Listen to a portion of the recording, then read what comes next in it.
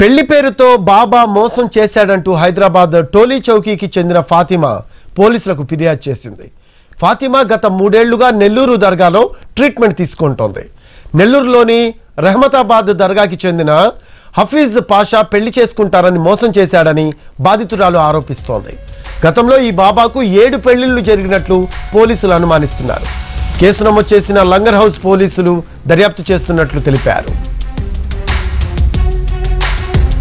12:15 తబస్సుం ఫాతిమా అనే అమ్మాయి langar house police స్టేషన్కి రావడం జరిగింది. ఆమె ఒక పిటిషన్ ఇచ్చింది. అందులో హఫీజ్ పాషా అని చెప్పేసి ఈయన నెల్లూరు రహమతాబాద్ దర్గాకు చెందినటువంటి చీఫ్ అని చెప్తున్నారు. అతను ఆమె దగ్గర 3 సంవత్సరాల నుంచి ట్రీట్మెంట్ తీసుకుంటానని చెప్తున్నది. ఆమె ఆ విషయంలో నన్ను పెళ్లి చేసుకుంటా అని చెప్పినాడు.